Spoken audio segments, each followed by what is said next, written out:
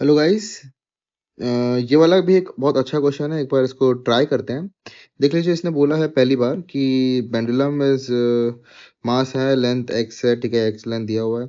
अच्छा, पहले theta one angle तक ले गए, ठीक है।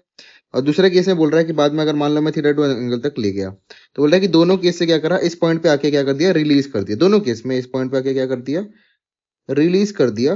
तो जब ये यहाँ पे पहुंचेगा, सबको पता है जब इसको रिलीज करा जाएगा यहाँ से, तो ये पेंडुलम ऐसे जाएगा, राइट, ऐसे, है ना। ये पेंडुलम ऐसा मूव करने लग जाएगा इस डायरेक्शन में। सिमिलरली देखो, इसको अगर मैं यहाँ से रिलीज करूंगा, तो ये पेंडुलम कहाँ जाता रहेगा, लेफ्ट में जाएगा ना। तो ये बोल रहा है कि लेफ्ट पॉइंट मतलब जब ये इस लोएस्ट पॉइंट पे पहुंचेगा, ये जब लोएस्ट पॉइंट पे पहुंचेगा, तो ये वेलोसिटी का रेशो निकालना है। तो अपन इसको पहले केस वाली वेलोसिटी निकालनी पड़ेगी, दूसरे केस वाली वेलोसिटी निकालनी पड़ेगी, और दोनों को लास्ट में क्या कर देंगे, डिवाइड कर देंगे। सिंपल है। अब क्या करें, देखना, इस क्वेश्चन को सॉल्व करने का सबसे बेस्ट तरीका अपन लगा लेंगे एनर्जी कंजर्वेशन। आपको एनर्जी कंजर्वेशन अच्छे से आना चाहिए। अच्छा, एक काम करते हैं, मैंने एक यहाँ पे जो एक लाइन बनाई है, अभी मैंने क्यों बनाई, ये मैंने अपनी एक रेफरेंस फ्रेम बनाई है, ठीक है। ये समझना, ये जो लाइन मैंने बनाई है, दोनों केस में मैंने बनाया एक रेफरेंस फ्रेम, क्योंकि एनर्जी कंजर्वेशन लगाने के लिए हमें एक एटलीस्ट एक रेफरेंस फ्रेम होना बहुत ज्यादा जरूरी है। उसके बिना हमें वो MGH वाला एच नहीं लिख पाऊंगा, राइट। तो अब क्या करना है, एक काम, ठीक है।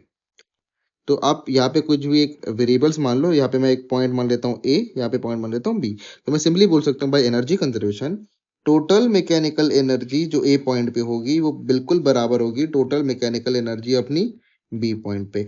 पर सिंस बी पॉइंट पे कोई काइनेटिक एनर्जी है नहीं, क्योंकि इनिशियली वो रेस्ट पे है, तो बी पॉइंट पे सिर्फ है पोटेंशियल एनर्जी, वो होगी MGH। अब एच तो है नहीं, तो एच को क्या कर लो, मार्क कर लो। तो मान लेते हैं एच कितना होगा, ये एच है, इसको मैं बोल देता हूँ दिस इज एच, ठीक है।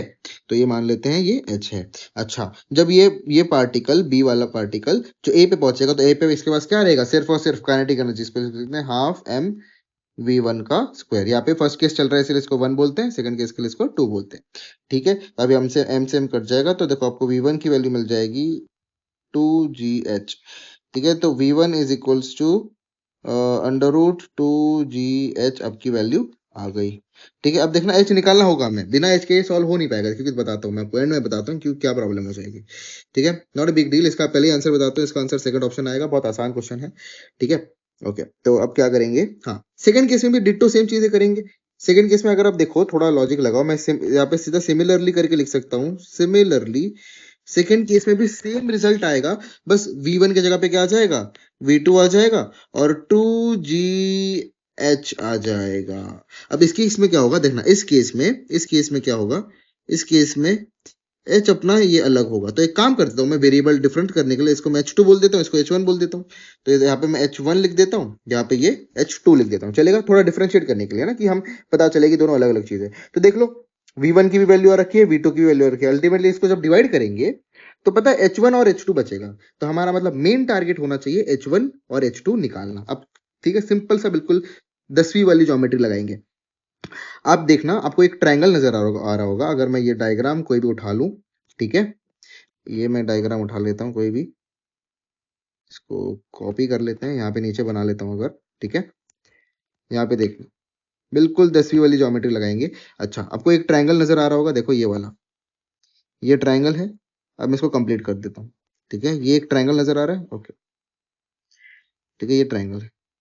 अच्छा, ये मैंने H1 बोला है, नहीं देखो, अगर ये मैंने बोला है दिस साइड इज H1, और ये पूरा अपन को पता है पूरा x था, तो अगर मैं बोलूँ ये वाला लेंथ कितना होगा, ये simply I think x minus H1 होगा। इतना अंडरस्टैंडिंग आई थिंक सब में है। बचा हुआ लेंथ कितना हो जाएगा, x माइनस H1, इतना है ना, ये triangle, this triangle is x minus H1। अब सिंपली अगर इस ट्रायंगल में आप खुद सोचना, अगर मैं cos थीटा 1 लगाऊं, cos थीटा 1 क्या हो जाएगा, simply adjacent base upon hypotenuse. तो बेस कितना है, x minus H1 upon hypotenuse is x।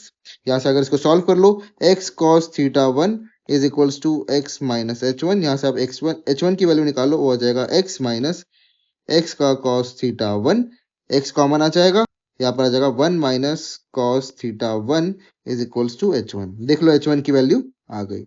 अब थोड़ा सा लॉजिक लगा के बात करना। देखो, अगर आपको H1 मिल चुका है, तो सिमिलरली देखो क्या, सेकंड केस का डायग्राम भी सेम बनेगा।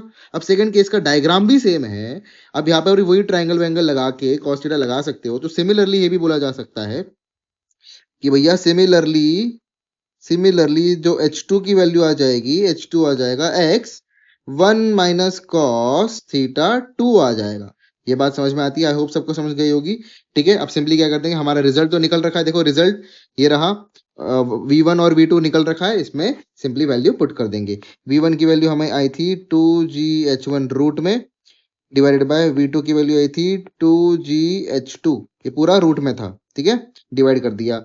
ओके, तो इसको आगे देखिए, 2G और 2G तो कट जाएगा, H1 की सिंपली वैल्यू डाल दो, ये जगह x 1 minus cos theta 1 divided by x 1 minus cos theta 2। ठीक है, x से x कट जाएगा और आपका देख लो बी ऑप्शन रेडी हो गया। ठीक है, एक्सट्रीमली इजी क्वेश्चन गाइस, थोड़ा सा सोचना था बस, ज्योमेट्री लगानी थी, कोई टफ क्वेश्चन नहीं था। ओके, आई होप आपको समझ में आ गया होगा। इसको मैं कंप्लीट कर देता हूँ। हाँ, तो this is your final answer. Extremely good question. ठीक है, कहा गया सेकंड ऑप्शन। ठीक है, thank you so much guys, कोई डाउट्स हो तो प्लीज पूछना और कमेंट सेक्शन में